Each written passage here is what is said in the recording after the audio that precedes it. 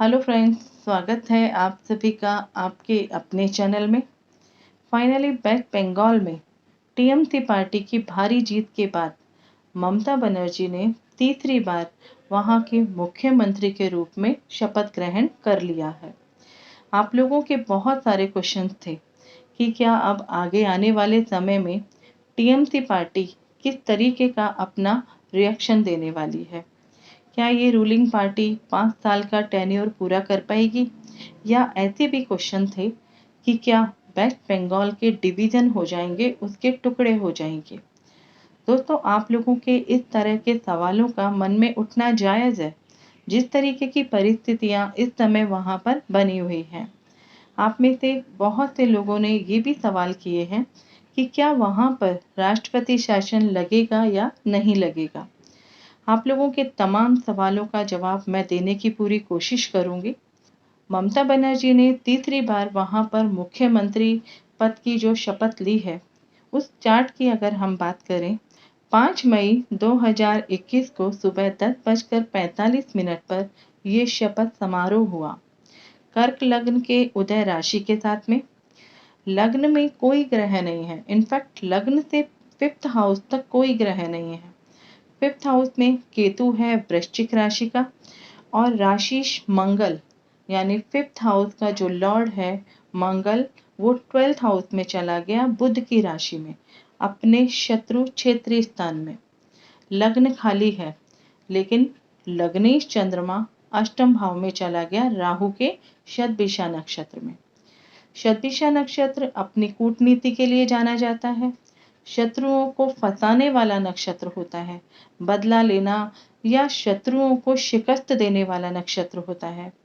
ऐसे व्यक्ति इस तरीके की सनक में जीवन जीते हैं। उनके जीवन में इस तरीके की सनक होती है कि वो अपने जीवन में जो उनकी मंशा है, जो उनकी इच्छा है, वो उसको किसी भी तरीके से हासिल कर ले। हम लोग देख रहे हैं कि टीएमसी की जीत के बाद वहां के क्या हालात हैं। आप लोग खुद भी देख रहे हैं, आप लोगों से कुछ भी छिपा हुआ नहीं है। चर लग्न में शपथ ली गई है, और वो भी चंद्रमा की राशि में। ऐसा लगता है कि शपथ का ये जो मुहूर्त है, वो बहुत जल्दीबाजी में लिया गया है। जबकि मैंने अपनी पिछली कई वीडियोस में कहा है कि शपथ के समय का जो मुहूर्त होता है, वो बहुत सारी बातों के ऊपर डिपेंड करता है, बहुत सारी चीजें उसमें नोट की जाती हैं। लेकिन इस चार्ट में वो सब कहीं भी दिखाई नहीं दे रहा है।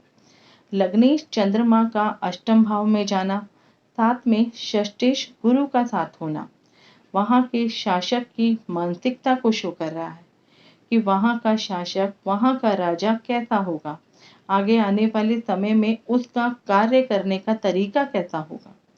अष्टम भाव हिडन एक्टिविटी का होता है, हिडन प्लानिंग का होता है, षड्यंत्र का होता है।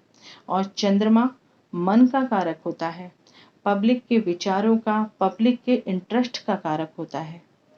और ऐसे में चंद्रमा का राहु के नक्षत्र में होना, और वो भी शतभिषा में। एक और बात देखने वाली है, षष्ठेश गुरु का साथ होना।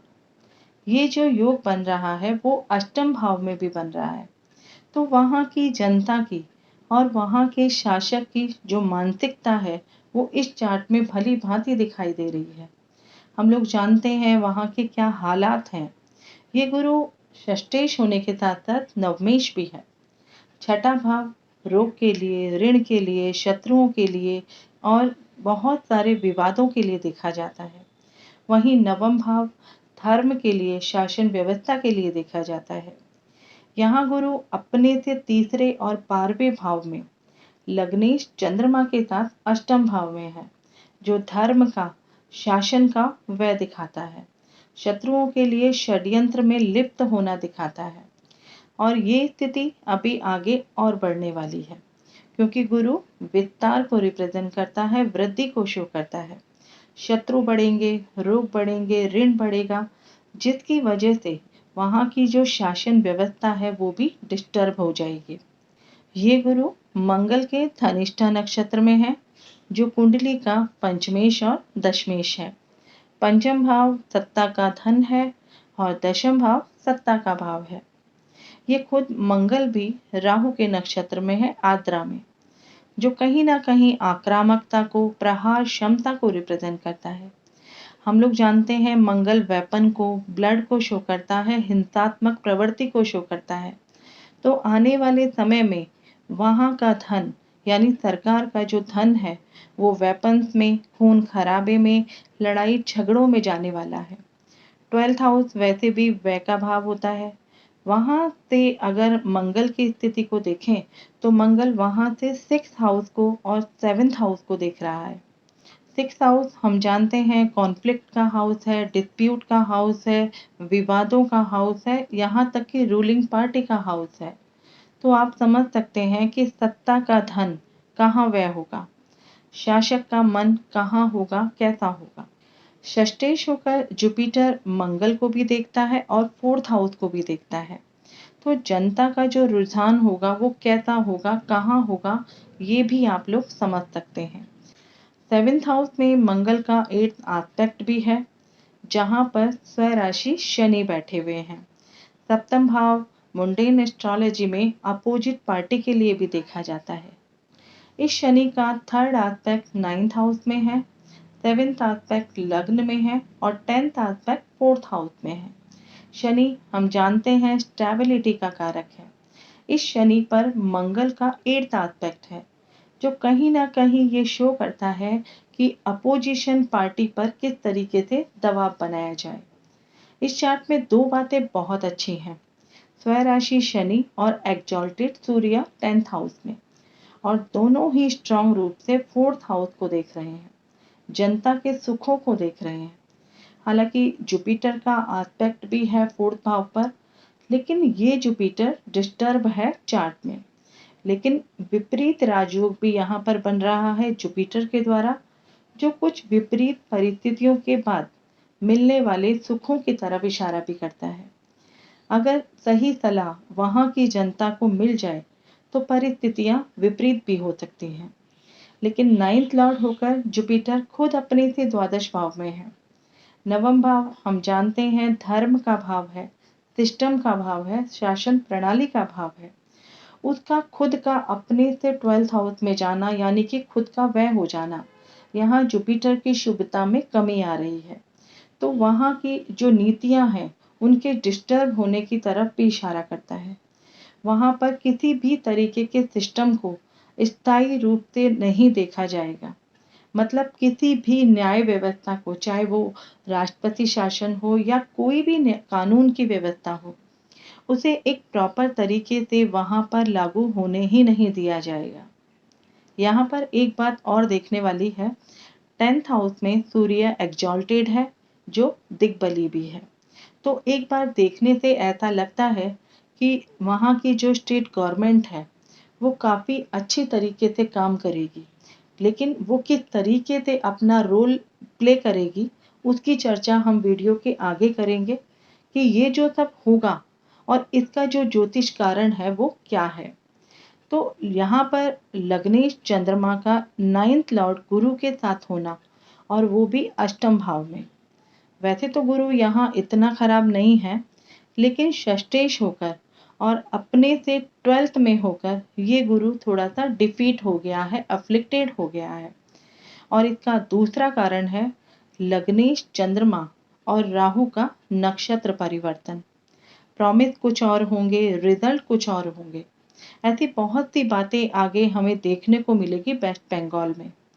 हालांकि राहु स्वराशि शुक्र के साथ है वृषभ राशि में 11th हाउस में, जो एक राजयोग भी बता रहा है कि वहां पर वेस्ट बंगाल में बदलाव होगा, परिवर्तन भी होगा, क्योंकि शुक्र के साथ और शुक्र की राशि में और 11th हाउस में राहु राजयोग भी देता है। लेकिन इसके लिए बहुत समय लगेगा अभी वहां पर।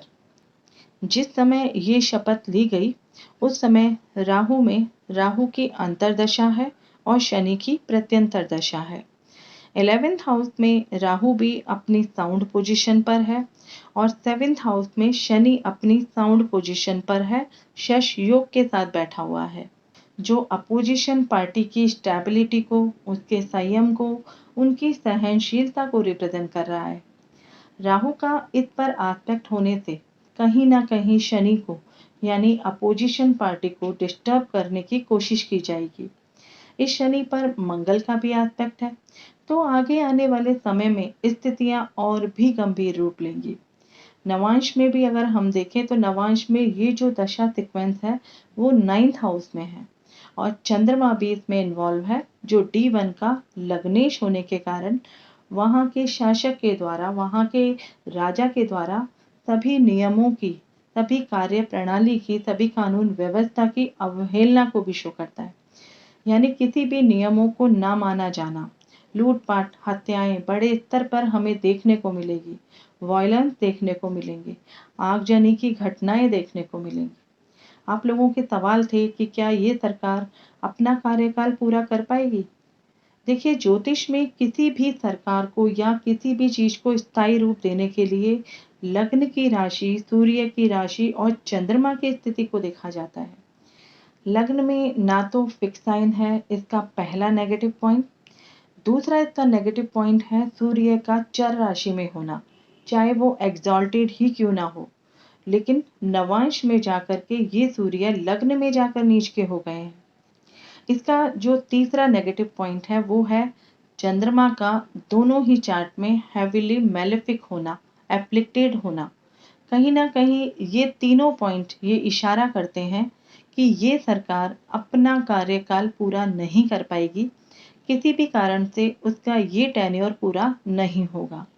लग्न पर स्वराशि शनि की स्ट्रॉन्ग दृष्टि जो अष्टमेश भी है, इसके अलावा कोई और एस्पेक्ट लग्न पर नहीं है। ये बहुत इंपॉर्टेंट ज्योतिष का एक पॉइंट है। इसका प्रभाव वेस्ट बंगाल पर सकारात्मक होगा या नकारात्मक होगा, इसकी चर्चा हम अगली वीडियो में करेंगे, क्योंकि वही डिसाइड करेगा कि आने वाला भविष्य वेस्ट बंगाल में क्या लेकर आने वाला है। दोस्तों, फिलहाल कोविड की स्थिति की अगर बात करें तो कोविड की स्थिति बहुत ही भयानक है। तीसरी लहर के आने की संभावना भी जताई जा रही है, जिसकी वीडियो मैं ऑलरेडी अपलोड कर चुकी हूँ। उस वीडियो को आप लोग जरूर सुने और स्थिति को देखते हुए अपना और अपने परिवार का पूरा ध्यान रखें, सुरक्षित रहें, सरकार के द्वारा बताए गए सभी नियमों का पालन करें, क्योंकि देवगुरु बृहस्पति की बदलती हुई चाल ऑक्सीजन की कमी को भी दिखा रही है। देवगुरु बृहस्पति पर मैंने कुछ वीडियोस भी दिए हैं, जिसमें कुछ ऐसे समय भी दिए हैं जब आप उस समय पर साधना, आराधना, मेडिटेशन या कोई उपाय करके उसका कई गुना फायदा आप ले सकते हैं। उसको करके आप अपने परिवार को सुरक्षित रख सकते हैं। तो आप सभी अपना ध्यान रखें, सुरक्षित रहें। जय हिंद, जय भारत।